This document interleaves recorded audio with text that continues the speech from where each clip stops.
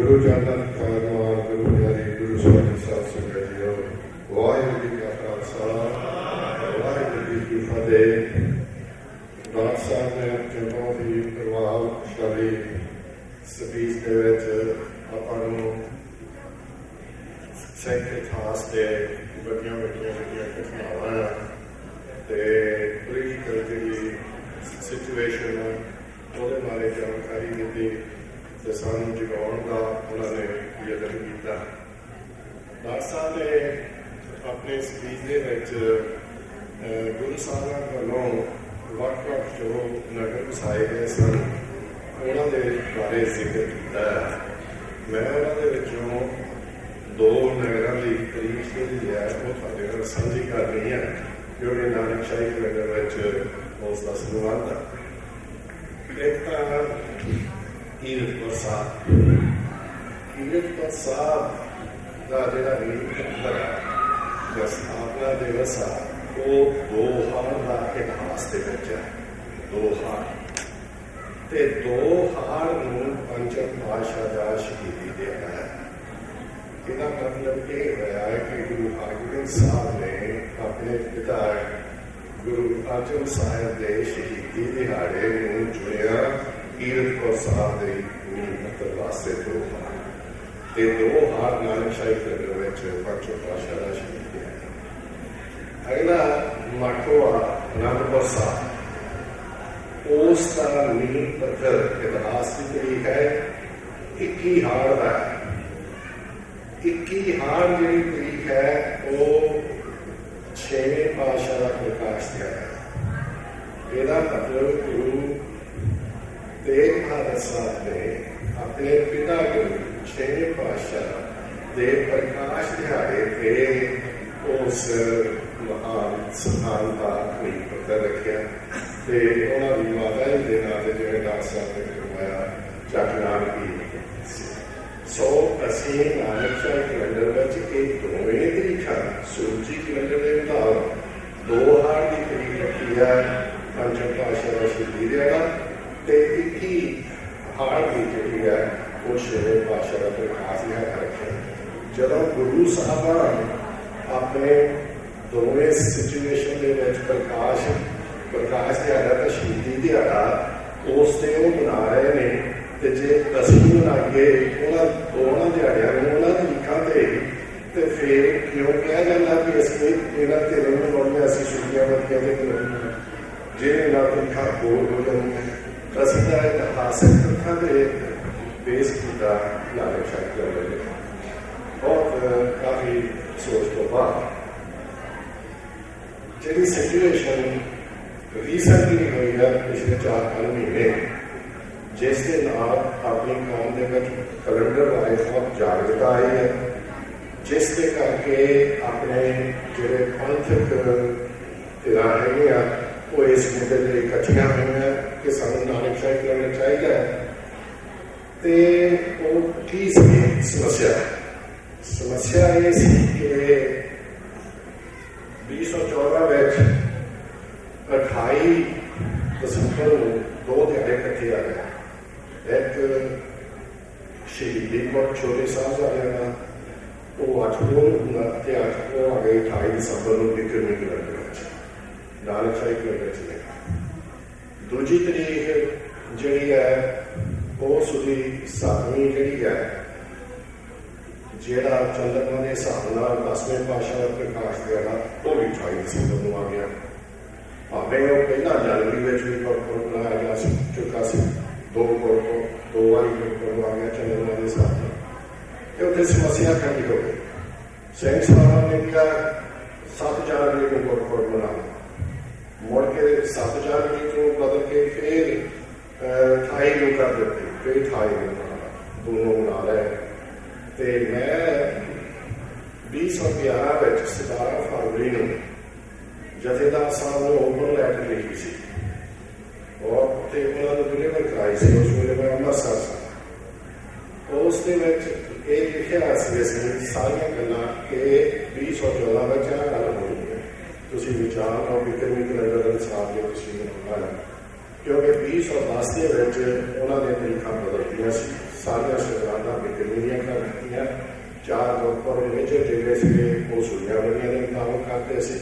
ਉਹਦੇ ਜਵਾਬ ਵਿੱਚ ਮੈਂ ਓਪਨ ਲੈਟਰ ਲਿਖੀ ਸੀ ਤੇ ਇਹੀ ਸਮੱਸਿਆ ਹੁਣ ਜਿਹੜਾ ਉਹਨਾਂ ਨੇ ਵਿਕਰਮੀ ਕੈਲੰਡਰ ਕਲੀਅਰ ਕਰ ਦਿੱਤਾ ਹੈ 100% ਸਾਰੀਆਂ ਤਰੀਕਾਂ ਚੱਲਣ ਵਾਲੀਆਂ ਕਰ ਦਿੱਤੀਆਂ ਸੁਣਿਆਵਲੀਆਂ ਦੇ ਹਿਸਾਬ ਨਾਲ।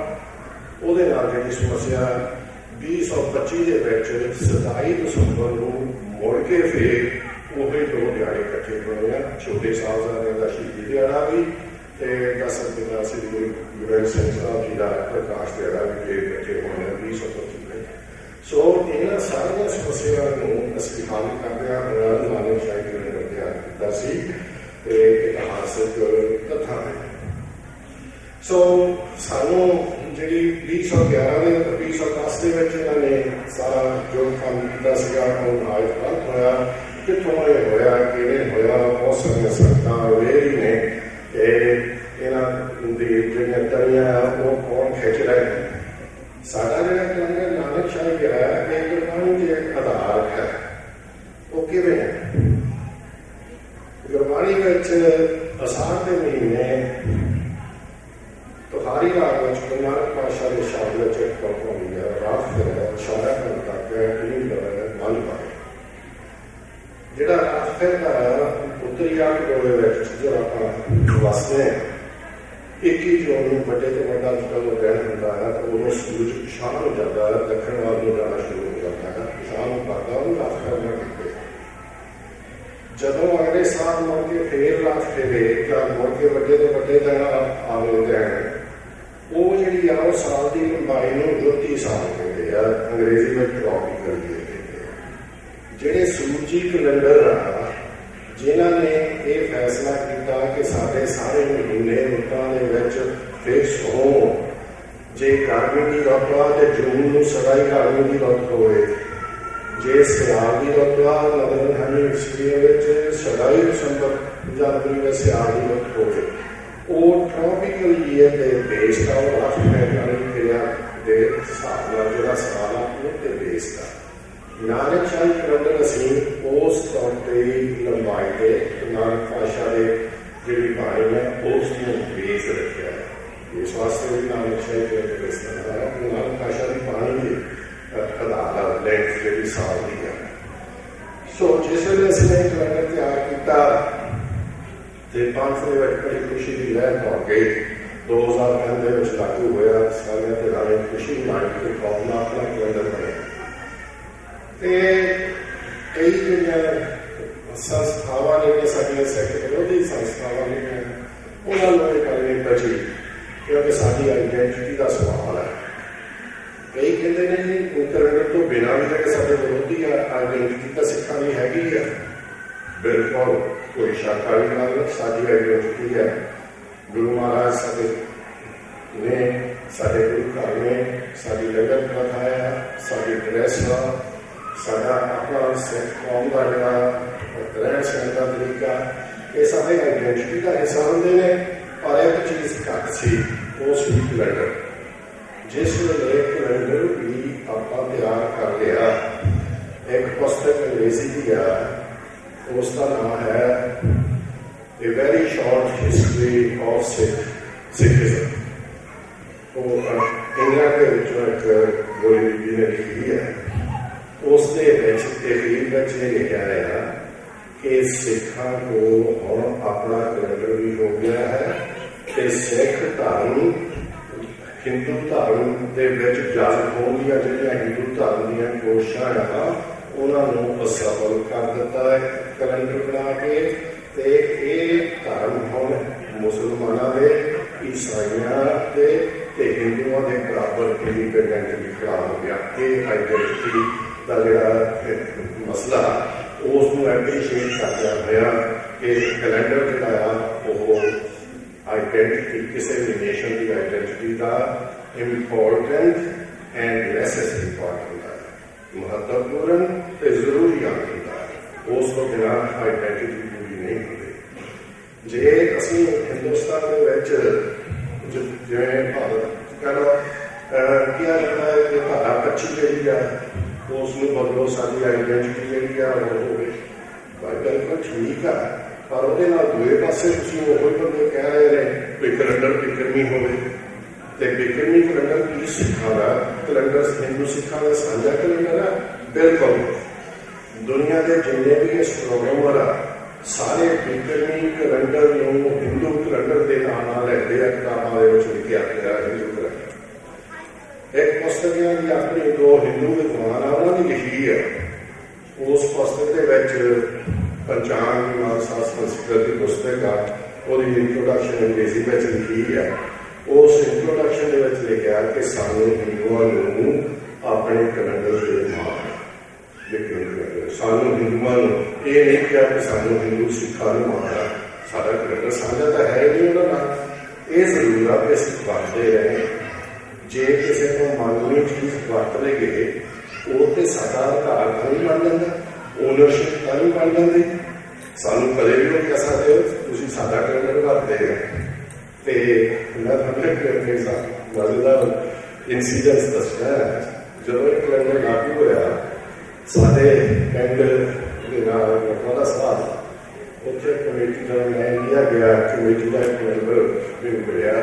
वो कहते भाई साडे कोल एक भावें कपड़े वाला बंदा आया सीगा तो मेरे नाल डिस्कशन करन लग पिया कैलेंडर ते वो कहता तुसीं जी कैलेंडर अपना सिखाने ला रहा है ते दिवाली का गुरु नानक पातशाह का गुरपुरब तो तुसीं साथों ही पुछोगे साडे पंडितां तो जाके पुछोगे ना। वो जिहड़ा मैंबर सी कमेटी का वो घर गया वो नानक शाही कैलेंडर ले आना। वो कहता 2020 तक तो सानू पुछण की लोड़ नहीं क्योंकि नानक शाही कैलेंडर के मैं 2020 तक ये 3 तरीकां दे दित्तियां सी। ये विधानती साहब ने सानू 11 की कमेटी को पहली मीटिंग में ही आदेश दिता सी कि 3 तरीकां नूं तुसीं नहीं टच करना। एक नानक पातशाह का प्रकाश दिहाड़ा, एक होला महला, एक बंदी छोड़ दिवस। ये 3 तरीकां फिर वो वालिया नानक शाही कैलेंडर में रह गई हैं। तो मैं क्या इस वास्ते कि जे घट्टो घट सानू 2020 तक लोग ना पवे पंडितां तो पुछण लई जो तरीका मैं कैलकुलेट करके सब लैके दियां वो बैचलर शकी पर नाल असीं आस ये कीती जाए कि पंथ जिहड़ा 2020 तो पहला इन्हां तिन्नां तरीकां नूं निश्चित कर लवे। साडे कोल तरीकां हैगियां किहड़ियां निश्चित कीतियां जा सकदियां। गुरु नानक पातशाह दा प्रकाश दिहाड़ा किहड़ा सही है, होला महल्ले की सही तरीक केड़ी है, कि बंदी छोड़ दिवस की तरीक केड़ी सही है। असीं उन्होंने विद्वानां नाल विचार करके साडा जिहड़ी प्रॉब्लम आ वो नानक शाही कैलेंडर नहीं बल्कि उन्होंने 3 तरीकों को फिक्स कर दिया। नानक शाही कैलेंडर ठीक ही है जो जिवें कि आ गया सी। इसलिए इस कमी सी जे असीं चाहुंदे तां 100 साल दी तरीकां भी कढ के दे सकते हैं। मेरी 200 संताई जानकारी जी है वो प्यार छड़न योग है पर असीं चाहते नहीं सी क्योंकि कमेटी का विचार से कि 2020 तक दे दो उस तो आस रखो कि काम फिर ये फैसला कर लगेगा। 8 अप्रैल को 13-14 अप्रैल तक हो गई बिक्रमी कैलेंडर की जी रुट्टी साल ना होना वो करके आ बिक्रमी कैलेंडर का साल रुट्टी साल नालों 30 मिनट बड़ा है। इस वास्ते महीने के रुटां में खिसकते जा रहे हैं। मैं 5-6 साल पिछले साल मार्च के महीने मिलिया तो उत्थे उन्होंने सामने मैं 3000 साल का कैलेंडर जो मेरा तैयार किया अज तो 1000 साल बाद कदे कदे रही तरीक सूही रही नानक शाही कैलेंडर का तरीका वो सारिया उन्होंने सामने रख दिया। तो मैं कहा कि 27 अप्रैल ने विसाखी है 3000 साल के ये थोड़े को थापी पई है जिन्हें मात्र को मार्ची एरिया में चेक करा लो परिवार ने कहा 27 अप्रैल में विसाखी है 3000 साल के वो गांव खुलना ही जानी है। इस वास्ते 2000 साल इंडियन एक्सप्रेस छपी सी जिसका बड़ा हैगर से Bikrami calendar not according to one ये बिक्रमी कैलेंडर जिहड़ा हुण इन्होंने कहा कि असीं गुरबाणी के इतिहास के मुताबिक तैयार करना है तो वो सुनिया वाली चौके सारिया पंचांगा को लैके 12 वो सारे गुरपुरब दी तरीकां हो गई है 100%। वो कोई भी है नहीं जी हो गई तो जे वो गुरबाणी ਬੇਅਨੁਸਾਰ ਕਹਿੰਦੇ ਆਪਣੇ ਤਿਆਰ ਕੀਤਾ ਇਤਿਹਾਸ ਦੇ ਮੁਤਾਬਕ ਤਾਂ ਫਿਰ ਜਿਹੜੀ ਉਹਨਾਂ 18 ਮੈਂਬਰੀ ਕਮੇਟੀ ਬਣਾਉਣੀ ਸੀ ਜਿਹਦੇ ਵਿੱਚ ਮੇਰਾ ਨਾਮ ਵੀ ਹੈ ਵੀ ਉਹ ਫਿਰ ਕੀ ਉਹਨਾਂ ਨੇ ਕੀ ਕਰਨਾ ਹੈ ਉਹ ਤਾਂ ਤੁਸੀਂ ਪਹਿਲਾਂ ਹੀ ਕਰ ਲੈਣਾ ਕਿਹਾ ਕਿ ਗੁਰਬਾਣੀ ਅਨੁਸਾਰ ਹਾਲਾਂਕਿ ਗੁਰਬਾਣੀ ਅਨੁਸਾਰ ਹੈ ਸੋ ਇਸ ਤਰ੍ਹਾਂ ਦੀਆਂ ਮਿਸਟੇਕਸ ਦਿੱਤੀਆਂ ਜਾਂਦੀਆਂ ਨੇ ਅਤੇ ਅਨਫੋਰਚੂਨੇਟਲੀ ਜਿਹੜਾ ਕੈਲੰਡਰ ਦਾ ਜਿਹੜਾ ਡਿਸੀਜਨ ਉਹਨਾਂ ਦਾ ਇਹ ਗਲਤ ਹੱਥਾਂ ਦੇ ਵਿੱਚ ਆ ਇਹ 2003 ਦੇ ਵਿੱਚ ਨਾਨਕਸ਼ਾਹੀ ਕੈਲੰਡਰ ਅਕਾਲ ਤਖ਼ਤ ਸਾਹਿਬ ਤੋਂ ਅਪਰੂਵ ਹੋਇਆ ਸੀ ਇਹ ਕੈਲੰਡਰ ਤੁਹਾਡਾ ਇਸ ਚੈਨ ਕਰਦਾ ਮੈਂ ਗੁਰੂ ਘਰਾਂ ਦੇ ਵਿੱਚ ਆ ਕੇ ਰੇਡੀਓ ਜਾਂ ਟੀ ਵੀ 'ਤੇ ਇਸ ਵਾਸਤੇ ਕਰਦਾ ਕਿਉਂਕਿ ਜਿਹੜੀ 11 ਮੈਂਬਰੀ ਕਮੇਟੀ ਸੀ ਉਹਨਾਂ ਦਾ ਵੀ ਬਹੁਤ ਯੋਗਦਾਨ ਆ ਪਰ ਮੈਂ ਚੀਫ ਆਰਕੀਟੈਕਟ ਸੀ ਅਤੇ ਕੈਲੰਡਰ ਬਣਾਉਣ ਦੇ ਵਿੱਚ ਇਸ ਵਾਸਤੇ ਮੇਰਾ ਫਰਜ਼ ਬਣਦਾ ਆ ਕਿ ਕੋਈ ਵੀ ਇਤਰਾਜ਼ ਹੋਵੇ ਉਸ ਇਤਰਾਜ਼ ਦਾ ਆ ਕੇ ਸਟੇਜਾਂ 'ਤੇ ਜਵਾਬ ਦੇਣਾ ਸੋ ਇਹ ਥੋੜ੍ਹੇ ਜਿਹੇ ਸ਼ਬਦ ਮੈਂ ਕੈਲੰਡਰ ਬਾਰੇ ਆਪਣੇ ਨਾਲ ਸਾਂਝੇ ਕੀਤੇ ਸਮਾਂ ਹੋ ਗਿਆ ਮੇਰਾ ਸਿਰਫ ਇੱਕ ਕੋਡ ਲੋਕ ਕੋਰਸ ਗੁਰਬਾਣੀ ਵਿੱਚੋਂ ਦੇ ਕੇ ਤੇ ਮੈਂ ਆਪ ਤੋਂ ਜਵਾਬ ਪਾਇਆ